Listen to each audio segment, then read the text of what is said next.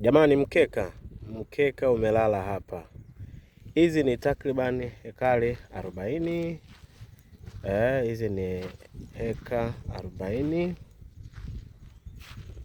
Hizi eka 40 ziko Mwasonga, mtaa unaitwa Mwaninga.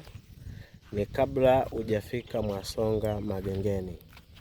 Eneo hili lina takriban ukubwa wa eka 40 na linauzwa kwa pamoja.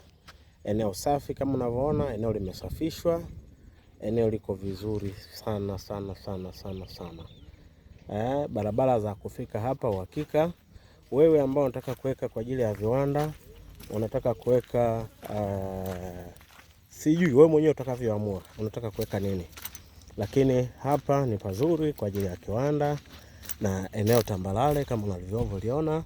Lakini pia nyuma kule linapakana na mto ambao unaweza kuteremshia uchafu wa aina yoyote utakaona kwako au stahili kuwepo kwenye eneo kama unavyoliona. Kuna kipande huku kuna kipande huku, lakini vile vile eneo linaenda mpaka kama unavyoona hapa. Nikikaa hapa nadhani naona vizuri zaidi. Eneo lina ukubwa wa ekari 40. Mbele kule unavyoona huku kuna kimto, linapakana na kimto. Ile eneo zuri sana, liko Chekeni Mwaninga, lipo Mwaninga. Mwasonga lipo Chekeni Mwaninga kama unavyoona. Hii Chekeni jamani iko Mwasonga, kwa ni kabla hujafika Mwasonga. Kabla hujafika Mwasonga Center kuna mtaa hapa nyuma unaitwa Mwaninga kama unavyoona. Nikikaa hapa naona kiwanda hiki, unakiona hiki kiwanda. Hiki ni kiwanda unachokiona hapa, ni kiwanda hicho. Kwa hiyo sisi tuko kwa nyuma, kwa mbele kidogo.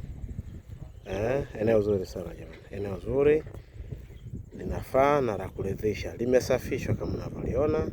Zipo ekari 40 jamani. Eneo limenyoka sana, eneo limenyoka kama unavyoliona, ni safi sana.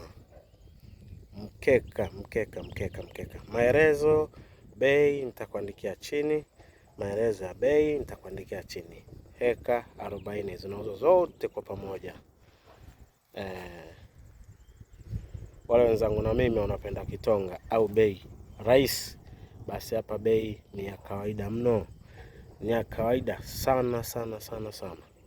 Nitakuandikia chini tajiri, ujionee mwenyewe ni kiasi gani ili eneo. Karibuni sana Kigamboni, Mwasonga, mtaa unaitwa Chekeni Mwaninga. Yani baada ya Dar es Salaam Zoo, sogea mbele kidogo, unaingia kushoto moja kwa moja mpaka unafika kwenye hili eneo. Karibuni sana.